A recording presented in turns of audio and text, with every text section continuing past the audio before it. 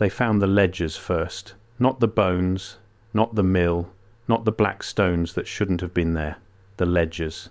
41 of them, bound in something the county coroner would only describe in his report as hide, origin undetermined, stacked in a root cellar under 6 feet of river silt at the bottom of a valley that no map made after 1931 bothers to name. Every page was full. Every page was written in the same careful hand. And every page recorded a debt. Names of people who, according to every census the state of Arkansas ever took, never existed. Sums of money in a currency no bank ever issued.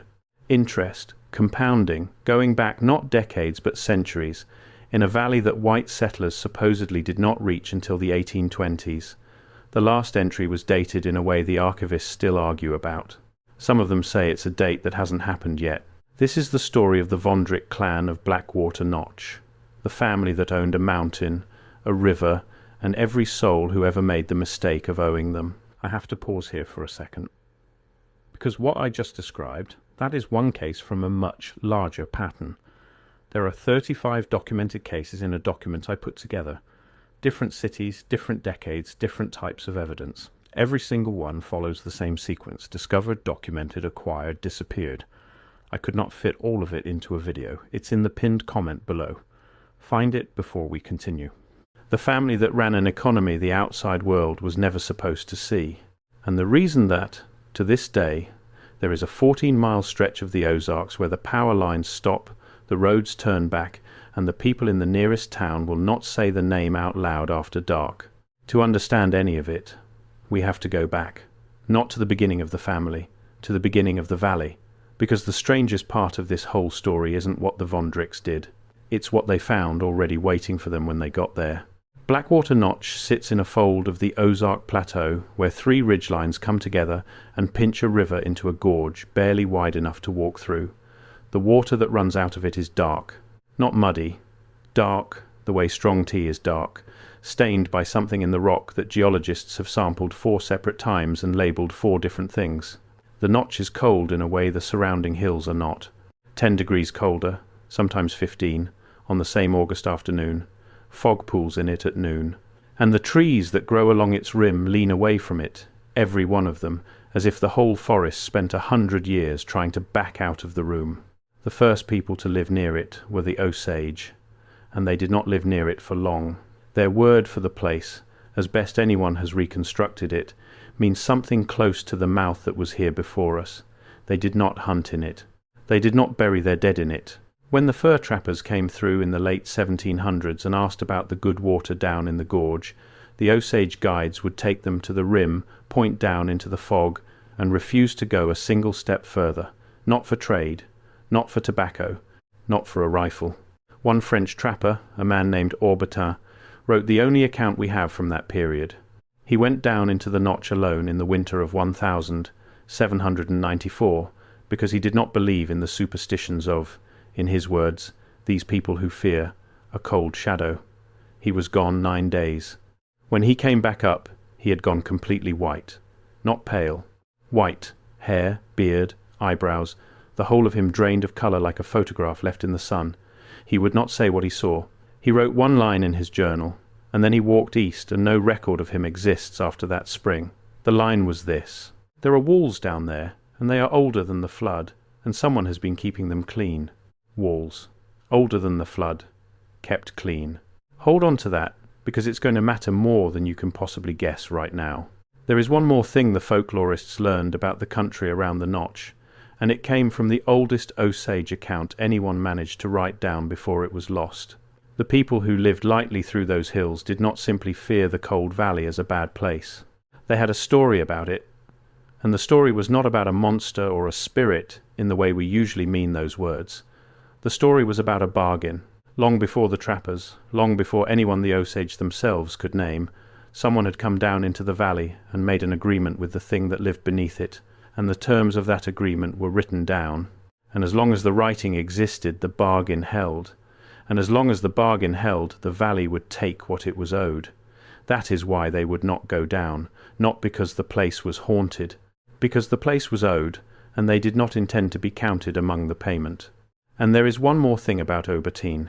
It took the folklorists a long time to find it, because the man had walked east into nothing.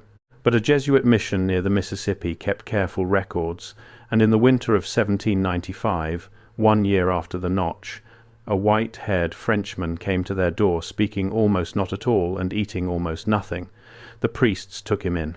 They noted that he slept no more than an hour a night, and that he spent the rest of the dark hours sitting upright, with his empty hands moving in his lap, as if he were counting something out, coin after coin after coin, though there was nothing in his hands and had been nothing since the day he arrived.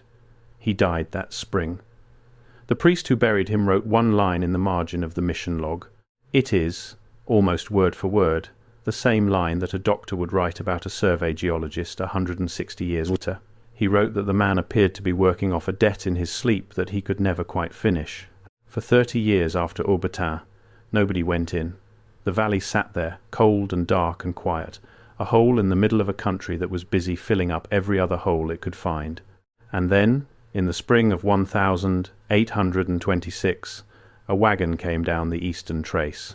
One wagon, a man, a woman, and what the few witnesses described as an unusual number of children who did not speak. The man was tall, grey before his time, with a way of looking at people that made grown farmers step back off the road to let him pass.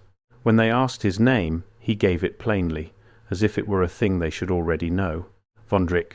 He did not ask where the good land was. He did not ask about the neighbours, or the church, or the nearest town for supplies. He asked one question, and he asked it of a boy watering horses at the trace crossing. He asked, which way to the cold valley that the natives fear? And when the boy pointed, the man nodded like he'd expected that exact answer, paid the boy a coin the boy had never seen before and could never spend, and drove his wagon straight down into the notch that no living soul had entered in a generation. The family did not come back out, not that season, not the next. Smoke rose from the gorge. Sometimes, on still nights, sound came up out of it, and the sound was not quite singing and not quite machinery and not quite either. But no Vondrikk showed their face in the wider world for almost 2 full years. Almost 2 full years, but not quite silent ones for everyone. Because there was a peddler, a Tennessee man named Halloran, who worked the mountain traces with a cart of needles and thread and patent tonics, and Halloran did not believe in cold valleys any more than Aubertin had. He had heard that a family with money had moved into the gorge, and money was money, and a family setting up housekeeping needed a great many small things that a clever peddler could provide.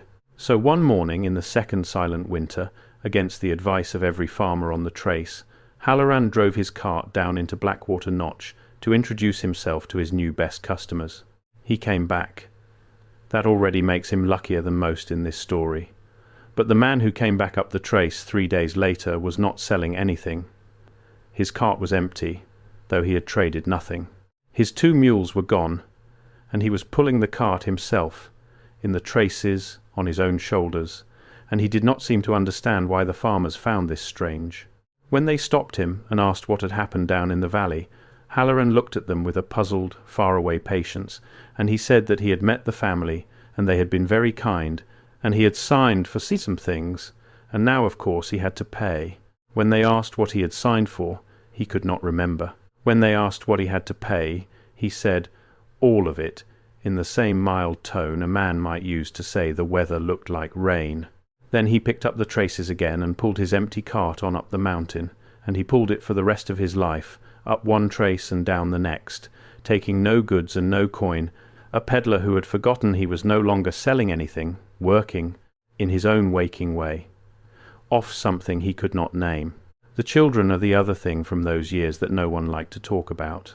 The witnesses at the trace crossing had counted an unusual number of them in the wagon, silent children who did not speak, and in all the decades that followed, no one who went down into the notch and came back ever reported the Vondrikk children growing up. There were always children, the same number, the same ages, the same silence, year after year, decade after decade. Whether they were the patriarch's children or something the valley kept and dressed as children so that visitors would let down their guard, no one could ever say. They only knew that the little silent ones were always there at the edges of the terraces, watching, and that a person felt safest, down in the notch, when the children were somewhere he could see them, and least safe of all in the moment he realized he could not. and then the trading started. The first sign the outside world had that anything was alive down in Blackwater Notch was the goods. A man would come up out of the gorge at dawn, always alone, with a mule cart loaded with things that shouldn't have existed in the backwoods Ozarks of 1828. Bolts of cloth finer than anything in Street Louis, iron tools with an edge that never seemed to dull, salt when salt was worth its weight in silver, glass, worked silver, and a kind of dark, dense honey in stone jars that the mountain families swore could cure a fever overnight, and swore, in the same breath, gave them dreams they spent the rest of their lives trying to forget. The Vondrikks would trade, but they would not trade for money. This is the first thing that made them strange, and it is the thing that, in the end, made them powerful beyond anything a simple mountain family should have been. They did not want your coins. They did not want your federal paper, which they handled like it was a dead leaf. They wanted, and I am quoting the recollection of an Ozark farmer's granddaughter recorded by a folklorist in 1937, a little of your time, and a little of your name, and a mark in the book. A little of your time, a little of your name, a mark in the book. Nobody knew what that meant, and because nobody knew what it meant, and because the goods were so fine and the winters were so hard, people signed. They pressed their thumb to the page. They let the grey man write their name in his careful hand. They agreed to owe. And the debt, they were told, was small. A season of labour, maybe. A share of a harvest. A favour, to be named later. What could it hurt? Here is where a normal history would tell you the Vondrikks got rich through hard work and clever trade, and built an empire in the hills the honest way. That is not what happened. That is not close to what happened. Because the Vondrikks were not building a business. They were rebuilding something. And the ledgers, the ones found in the root cellar under the silt, prove it in a way that no one has ever been able to explain away. The debts in those books do not start in 1826. They do not start with the family's arrival. The names in the earliest pages, in that same unchanging hand, are dated to years that make no sense. 1600s, 1500s, and further back, past any European presence on the continent at all, into centuries when the history we all learned in school says there was nothing in these hills but forest and the people who walked lightly through it. The same handwriting, the same currency, the same compounding interest. As if the Vondrikk family, or whatever the Vondrikk family actually was, had been keeping this exact set of books in this exact valley for 1,000 years before they supposedly arrived in a single wagon on a spring afternoon, and the walls Aubertine saw, the walls older than the flood, kept clean. When investigators finally got down into the deepest part of the notch in the 1950s, after everything, they found them.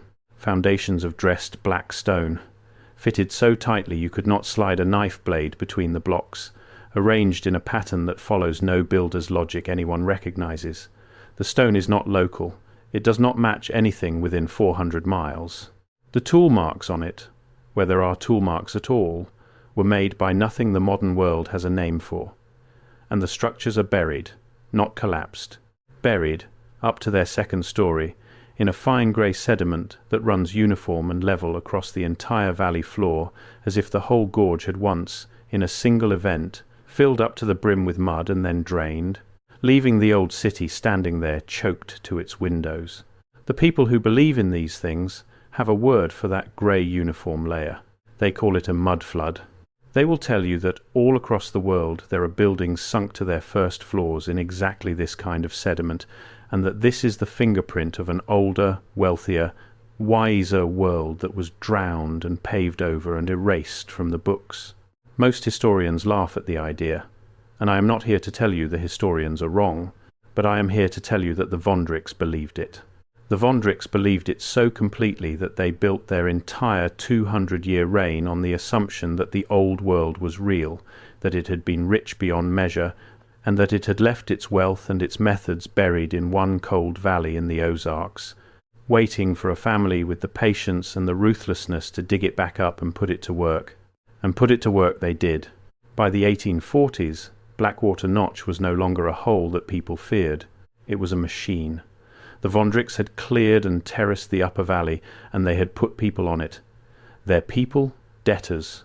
Families who had signed the book for a bolt of cloth in a bad winter and discovered, a season later, that the favour to be named had been named, and the favour was everything.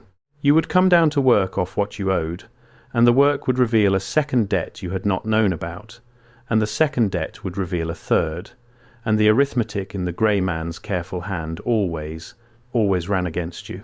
You did not leave the notch when your debt was paid. Your debt was never paid. That was the entire design. To understand what that design did to a human life, it helps to follow just one.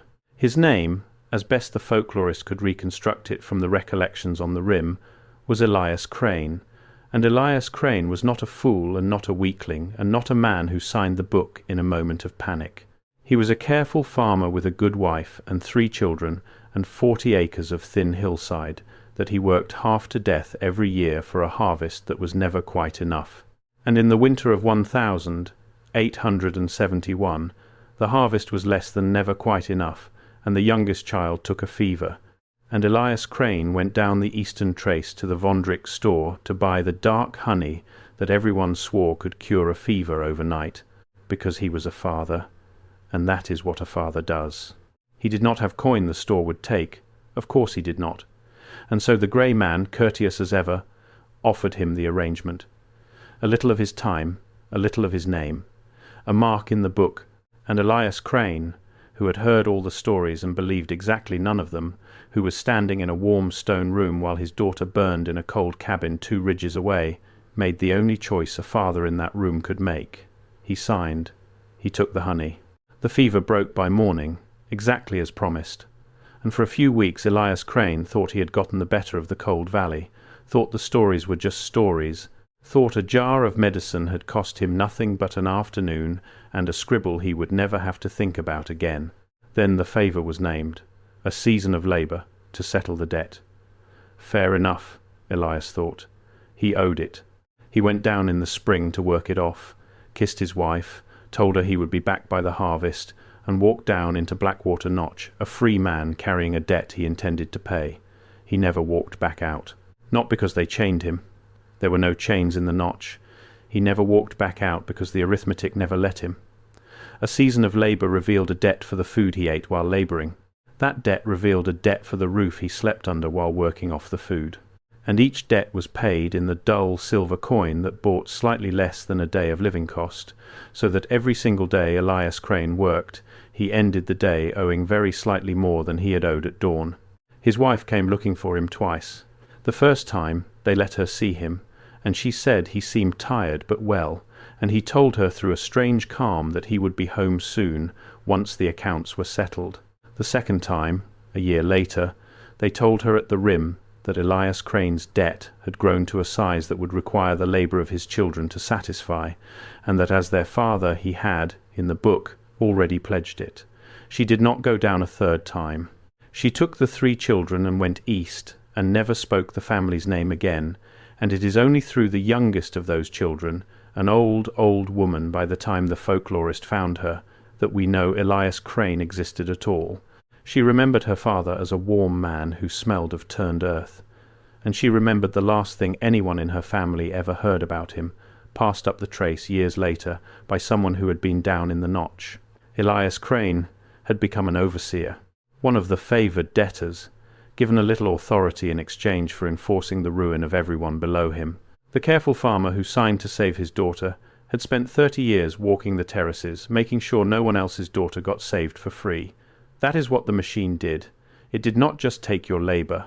It took the last good thing in you and set it to work against everyone still capable of hoping.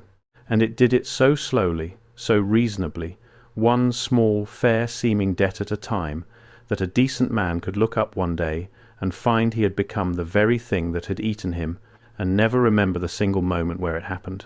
Because there had never been a single moment. There had only ever been the book, and the interest, and the patient cold arithmetic running always against him. They paid their labourers, technically. That was the genius of it, and the horror. The Vondricks minted their own coin. A flat, dull, heavy disc of that same off-silver, stamped on one side with a symbol that no one has ever traced to any known alphabet, and on the other side with a number. This was your wage. This is what you earned, breaking terraces and hauling black stone up out of the buried city under the direction of men who never seemed to age. And this coin was good for exactly one thing. It was good at the Vondrikk store. It bought Vondrikk cloth, Vondrikk salt, Vondrikk grain, Vondrikk medicine, all priced by the grey man, all priced so that a full day's coin bought slightly less than a day of living required. Company scrip, that's the plain modern word for it. A private currency that only works inside the company's own walls, set at a rate that keeps the worker perpetually a little bit behind.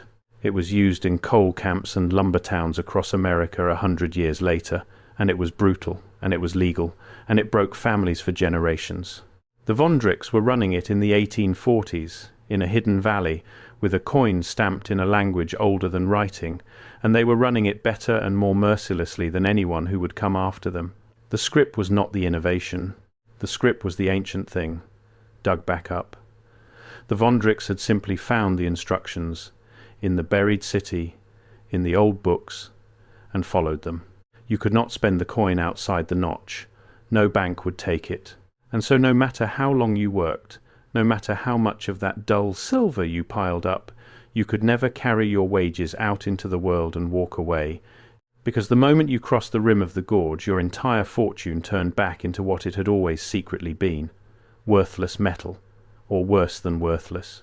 There are accounts, and I want to be careful here because the accounts are strange, of people who tried to carry Vondrikk coin out of the valley and found that it grew heavier the further they walked, until a single disc in a pocket felt like an anvil, until they could not lift their own hand, until they turned around and went back down into the notch, simply to be able to stand up straight again.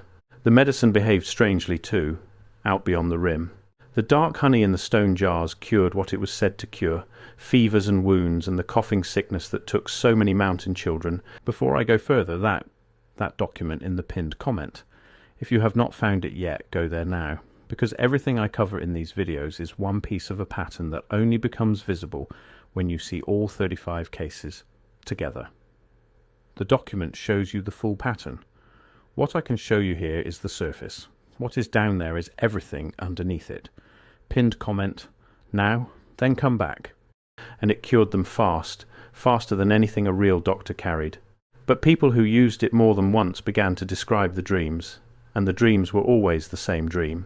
They were down in a great hall of black stone, a hall far larger than anything that could fit inside the gorge, and the hall was full of people, more people than had ever lived in the Ozarks, standing in long, silent lines that stretched away into a dark that had no end.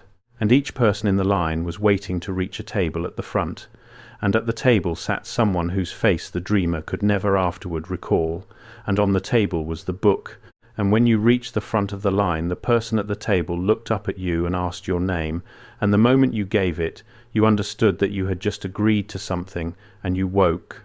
And the mountain families noticed, over the years, a pattern they did not like. The ones who relied on the Vondrikk medicine, who could not do without it, tended, eventually, to go down the eastern trace on some errand, and simply not come back, as if the honey were not a cure at all, as if it were a summons taken in slow, sweet doses, and the dreams were the valley learning your name a little at a time until it knew you well enough to call you home. I don't ask you to believe that. I only ask you to notice that everyone who lived near that valley believed it and behaved accordingly for 100 years. By 1850 there were perhaps 300 people living inside Blackwater Notch, and not one of them was free. There were the Vondricks at the top, and below them a layer of overseers, favoured debtors who had been given a little authority in exchange for enforcing everyone else's ruin, and below them the valley, men digging, women in the terraces and the drying sheds, children, and this is the part the folklorists could barely bring themselves to write down, children born inside the notch who were already in the book, born owing, their debt inherited, calculated, and entered in the grey man's hand on the day they drew their first breath, so that a child of the notch spent its entire life working off an amount its great-grandparents had borrowed for a bolt of cloth in a winter no one alive could remember. That is the economy the Vondricks built. That is the machine at the bottom of the cold valley. A perfect, closed, self-renewing engine for turning human lives into black stone hauled up out of the ground, and turning that stone, somehow, into wealth that flowed out of the notch at dawn on a single mule cart, and made the family, quietly, one of the richest concerns in the entire American interior. Richer than the cotton barons, richer than the railroad men who were just then beginning to dream, and utterly invisible, because the Vondricks understood the one thing that all that later, cruder company town money never learned. If no one outside can see your empire, no one outside can ever come to tear it down. Others had tried, before the census man. The valley had swallowed the curious in ones and twos for decades, and the world never noticed, because the curious who go missing in mountain country are written off as drownings and falls. But there was one, in 1848, who was noticed, because he was a man the surrounding country loved, and when he did not come back, people asked hard questions for once. His name was Reverend Josiah Pell, and he was a circuit preacher who rode the Ozark traces carrying the gospel to cabins too far from any town to have a church. Pell had heard about the valley full of people who owed a debt they could never pay, and to a man like Pell that was not a horror, that was a mission field. 300 souls in bondage at the bottom of a cold gorge, and no one had ever gone down to offer them the one debt he believed could cancel any other. So Josiah Pell rode down the eastern trace with a Bible and a good horse, and the absolute confidence of a man who has never yet met a darkness his faith could not light. He preached in the Notch for one evening. We know this because a single valley man, decades later, remembered it to the folklorist, remembered it as the strangest night of his captive life. The preacher stood on a terrace wall in the cold and told 300 debtors that their debts were forgiven, that a greater account had already been settled on their behalf, that they were free, that they had always been free, that they had only to lay down the book and walk up into the light, and the valley people listened, and for one moment the man remembered. Something moved through the crowd that had not moved in that valley in 100 years, something that might have been hope. And then the grey man came out. He did not shout the preacher down. He did not lay a hand on him. He simply walked to the foot of the terrace wall, opened his great book, and asked the Reverend Josiah Pell one quiet question that the valley man remembered word for word to the end of his days. He asked, "Who, sir, do you imagine paid that greater account? And in what coin? And have you ever once considered that the debt you preach was settled here, and that the note is held in this book, and that every soul you are trying to lead into the light is collateral? I am well within my rights to keep." The preacher opened his mouth to answer, and he found, the valley man said, that he had no answer, that the question had gone into him like cold water into a crack in stone, and that the confidence of a lifetime had simply drained out through the crack and left him standing empty on the wall. Josiah Pell rode up the eastern trace the next morning, grey in the face, and he never preached again. He lived another 20 years in a little town on the Mississippi, and he never once entered a church, and when people asked him why, he would only say that he had gone to forgive a debt and had learned, too late, whose debt it truly was, and that some notes are held by a creditor no gospel he knew had ever named. But someone always comes. That is the other rule, the one the Vondricks forgot, or thought they were too old and too patient to fear. Someone always comes down the trace with questions, and in the autumn of 1859, someone did. His name was Thaddeus Rourke, and he was a census man. Now, you have to understand what a census man meant to a place like Blackwater Notch. The census was the eye of the outside world. It was the government writing down that you existed, counting your family, your acres, your worth, and by doing so pulling you, however faintly, into the light of the wider nation. For 200 years the Vondricks had survived by making sure no one wrote them down. They were on no map. They paid no tax. They appeared in no county record, because the county itself had quietly agreed, generation after generation, to pretend the cold valley simply wasn't there. Deals had been struck. The dark honey and the fine silver had found their way into the right cabins, and the men who drew the boundaries had always drawn them around the notch, leaving a blank space in the shape of a mouth. Thaddeus Rourke did not know about any of that. He was young, and he was thorough, and he had a map with a blank space on it that offended his sense of order, so he went to fill it in. He came down the eastern trace on a grey afternoon, the same trace the first Vondrikk wagon had come down 33 years before, and the first thing he noticed, He wrote in the letters he sent back to his wife, letters that survive, letters that are the reason we know any of this at all, was the cold. "I am in October," he wrote, "but I have walked into February. The trees will not face the valley, and there is a sound coming up out of the fog that I am choosing, for the sake of my own peace, not to describe." He should have turned around. Everyone before him had turned around. But Thaddeus Rourke had a job and a form and a fountain pen, and he walked down into Blackwater Notch to count the Vondricks. They welcomed him.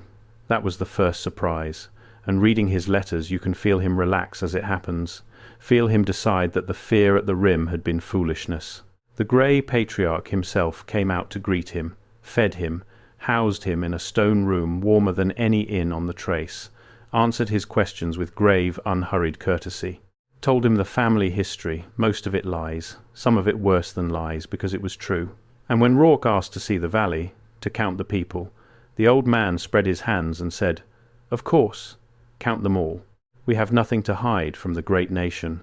So Rourke walked the terraces with his form and his pen, and he began to count, and this is where his letters change. This is where the handwriting itself begins to change, the loops getting tighter, the lines pressing harder into the page, until by the last letter he is barely legible at all. He counted, he wrote, 311 souls, and every single one of them, when he asked their name for the form, gave the same answer. Every man, every woman, every child in the drying sheds. They looked at him with the same tired eyes, and they said, "I am in the book." Not their name. That, over and over. "I am in the book." As if they no longer had a name that belonged to them, as if the name had been the thing they signed away in some bad winter long ago. A little of your time, and a little of your name, and a mark in the book, and the mark had taken the name and left only the debt. Rourke asked to see the book. That was his mistake. The old man's courtesy did not waver. He simply said that the book was not for the eyes of the nation, that the book was a private matter, a family matter, and that Mr. Rourke had counted his 311 souls, and could now, with the family's blessing and gratitude, return up the trace and fill in his map. And Thaddeus Rourke, who was young and thorough and offended by blank spaces, said no.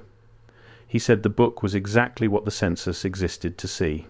He said that a debt owed by 300 people was a public thing, a matter of the law, and that he would either see the book or he would come back with men who would. The last letter to his wife ends in the middle of a sentence. It ends, "My love, I have seen the ledger, and I understand now what I am standing in the middle of. I understand what these people are. I understand the interest and to whom it is truly owed, and I must leave tonight. I must leave right now. I must leave before they finish adding my..." And that is all. That is where the letter stops. It was found, unfinished, unsent, tucked into the census form he never completed, in a saddlebag on a horse that walked up the eastern trace alone 11 days later, with no rider and no explanation, and a fine grey silt dried into its mane that matched nothing in the surrounding hills. Thaddeus Rourke was never seen again. But here is the thing. Here is the thing that turns this from a sad story about a man who vanished into something much colder. 80 years later, when the folklorist was down in that country collecting the old tales, an ancient woman who had grown up on the rim told him that her grandmother had known a name that the valley people used to whisper, a name for one of the overseers, one of the favoured debtors who enforced the ruin of the rest. A tall man, grey before his time, who never seemed to age, who walked the terraces with a form and a pen that he never used, counting and counting and counting people who already knew their own number. They called him the Counter. And the folklorist, who had read Rourke's letters in a county archive the year before, sat very still, and asked the old woman if the Counter had a first name. And she said yes. She said everyone knew it. She said his name was Thaddeus. He did not escape the book. He was added to it. That was what he understood in the middle of that final sentence. That the debt in those pages was not a debt of money at all, not really. That the money was only the shape it wore in the daylight. The true debt was something else. Something owed to whatever was buried under the grey silt in the deepest part of the notch, something the walls had been kept clean for, and every name in the ledger was a name that had been promised to it, and Thaddeus Rourke, by demanding to see the ledger, had simply volunteered to be the next promise made. For 60 more years the Notch held. The Civil War came and went and never touched it. Armies marched across Arkansas within 40 miles of the gorge, and no soldier ever found reason to turn down the eastern trace. The world got telephones and photographs and automobiles, and the cold valley stayed exactly as it was, a closed engine grinding human lives into black stone at the bottom of a hole that no map would name. The Vondricks grew richer, the ledgers grew thicker, and the world moved on, faster and faster, and forgot that the mouth in the hills was even there, until the water came. In the spring of 1927, the Great Flood came up the Mississippi and its tributaries and drowned a portion of the American South that has never fully recovered. You may know the broad story of it. What you almost certainly do not know is what it did to Blackwater Notch, because what it did to Blackwater Notch was never written in any flood report, and the reason it was never written is that the men sent to survey the damage came back and refused, every one of them, to file. The rains that spring were biblical, and the cold gorge, with its dark river and its narrow throat, filled. It filled the way the old city had filled once before, in whatever ancient event left the grey silt level across the valley floor. The water came up over the terraces, over the drying sheds, over the stone houses, over the buried second stories of the old black walls, and it rose toward the rim faster than anyone in the Notch could climb. And here, at the very end, the ledgers give us one final horror, because the last pages, the water-damaged pages, the pages the archivists still argue about, are not written in the grey man's careful hand at all. They are written in dozens of hands, hundreds, frantic, overlapping, desperate. The people of the valley, in their last hours, got into the book. They got into the ledger that had owned them their whole lives, the great record of everything they owed, and in the rising dark, as the cold water climbed the walls, they did the only thing 200 years of captivity had taught them to believe might save them. They tried to settle their debts.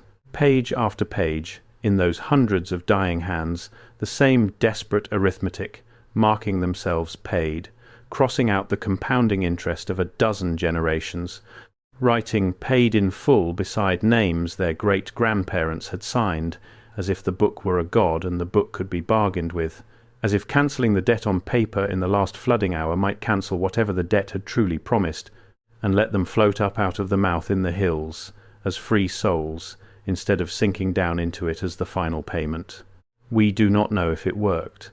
We only know what the survey men found when the water finally drained, weeks later, and someone was sent down to see what was left.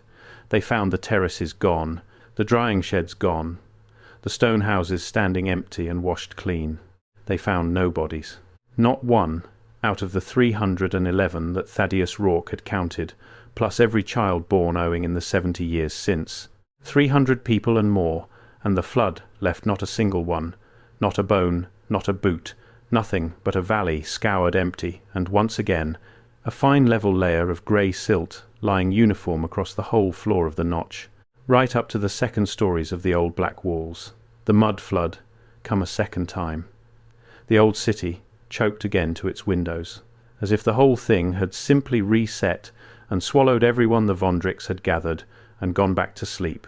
The survey men who went down after the water are worth staying with for a moment, because 3 of them left accounts, and the 3 accounts do not agree on what they saw, and the ways in which they disagree are the frightening part. All 3 agreed on the scoured terraces and the empty stone houses and the level grey silt, but one of them wrote that the valley was utterly silent, the most complete silence he had ever stood in, a silence that felt built, engineered, imposed. The second wrote almost the opposite. He wrote that the valley was full of sound, low and constant, coming up out of the silt itself, a sound he could only compare to a great many people a long way underground, all speaking at once, too far down to make out the words. And the third man wrote nothing about sound at all. What the third man wrote about was the book. He claimed that half sunk in the fresh silt at the deepest point of the Notch, open, its pages moving, though there was no wind down in that cold pit, he had seen a single enormous ledger, far larger than any of the 41 that would later be found in the cellar. He said he walked toward it. He said he got close enough to see that the open pages were not blank and were not full, but were filling, line by line, in a careful hand, though no hand was holding the pen and no pen was there. And he said that the topmost line, the one being written as he watched, was beginning with the letter of his own Christian name, and that he turned and ran, and that he did not stop running until he was up the eastern trace and out, and that he never once, in 50 years afterward, allowed anyone to write his full name down on any document for any reason, not a deed, not a will, not a stone. He was buried, at his own insistence, unmarked. They found no Vondrikks either. The family that had owned the valley for 100 years was gone as completely as their debtors, and the survey men, standing in that scoured cold gorge with the fog pooling at noon and the trees leaning away, made their decision. They did not file. They walked up the eastern trace, and they told the county that Blackwater Notch had been washed clean of human life, which was true, and they did not tell the county about the ledgers, or the black walls, or the coin, or the layer of grey silt that no flood on earth should have left behind so smooth. And the county, which had spent 200 years agreeing not to see the cold valley, was more than happy to keep not seeing it. They drew the new maps with the blank space, a little larger than before, and they let the notch go quiet. It stayed quiet for almost 30 years. And then, in 1954, a geological survey team came through the region mapping the water table, and one of them, a young man who did not know the rule about the eastern trace, wandered down into the gorge with a sample kit and a curiosity that his colleagues would later describe, in the careful language of people who do not want to say what they mean, as unusual and increasing the closer he got to the valley floor. He is the one who found the root cellar.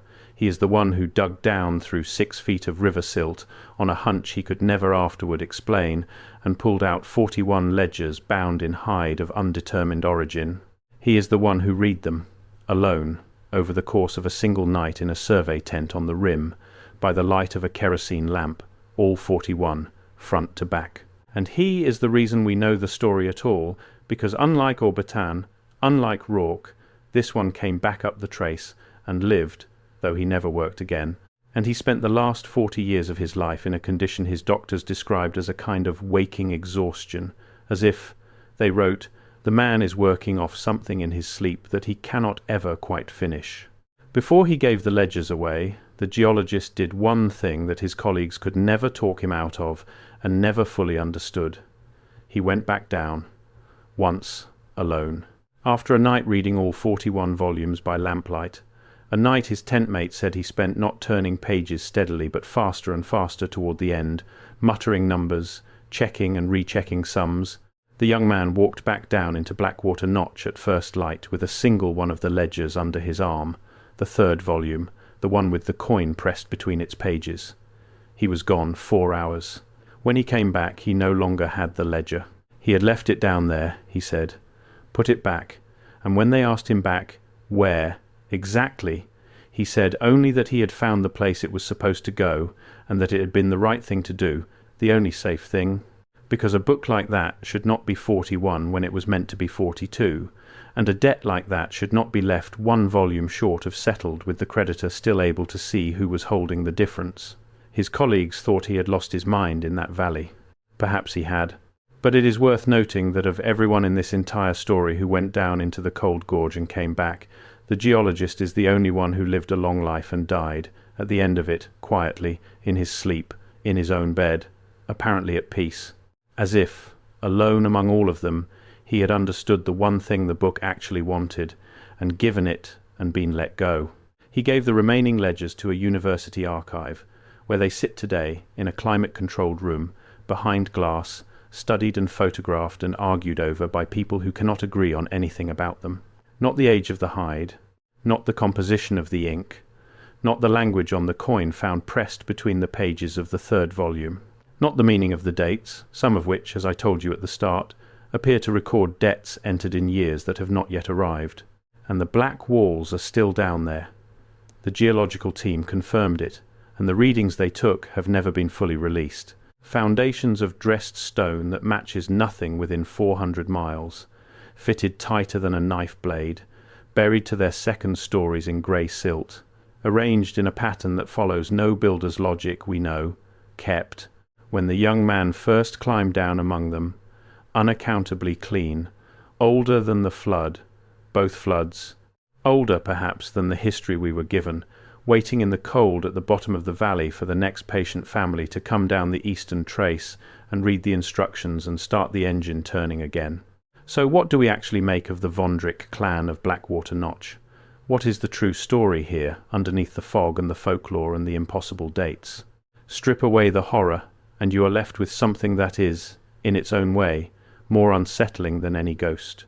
You are left with an economy, a perfect one, a closed system with its own currency that could not be spent outside its walls, its own labour force that could never work its way free, its own inherited debt that passed from parent to child like a colour of the eyes, and its own great book in which every human being inside the system was recorded not as a person but as a balance. The Vondricks did not invent this. That is the part that should keep you up tonight. Every mechanism they used, the scrip, the company store, the inherited debt, the debt that grows faster than any wage can pay it, all of it was used again, later, in the daylight, in coal towns and lumber camps and cotton fields across the country, by ordinary men with no black walls and no ancient coin and no cold in their valley but the ordinary cold of greed. The Vondricks were only the oldest and the most honest about it. They kept the instructions. They knew where the system came from. They knew it was old. And the revisionists, the ones who talk about a drowned and wealthier world buried under a level layer of grey silt and erased from the books we were handed in school, they will tell you that this is exactly the kind of thing that was buried. Not just buildings, methods, ways of owning people so complete and so patient that they had to be drowned and paved over and forgotten before the rest of us could be trusted to live above them. I don't know if that's true. I told you I wouldn't tell you the historians are wrong, and I won't. But I will leave you with the one detail that I have not been able to explain, and that no one who has studied those ledgers has been able to explain either, and that I think about more than I would like to admit. The dates that haven't happened yet. The debts entered, in that same unchanging grey hand, in years still to come. When the archivists first catalogued the ledgers in the 1950s, there were a handful of those future entries, a few decades out, easy to dismiss as a fluke or a forgery or a misreading of an old numbering system. But the ledgers are photographed and re-examined every few years as the technology improves. And each time they are examined, the researchers quietly note the same thing, and they do not like to say it loudly, because it does not make any sense at all. The future dates are getting closer. Not because the ledgers are changing, the pages are behind glass, nothing is being added. It is only that the years written in that careful old hand, the years the debts come due, are years that used to be far away and now are not. One of them, the deepest and largest debt in all 41 volumes, an amount with no name beside it, only a mark, was for a long time the furthest entry in the book, a date so far ahead that no one gave it a second thought. It is not so far ahead anymore, and somewhere at the bottom of a cold valley in the Ozarks that no map will name, under a level layer of grey silt, between walls of black stone kept clean by hands we cannot see, the book is still open. The interest is still compounding, and the debt, whoever it truly belongs to, whoever signed for all of us in some winter we cannot remember, is still, quietly, patiently, waiting to be paid in full. The trees still lean away, the water still runs dark, and the people in the nearest town still will not say the name after dark. Now you know why.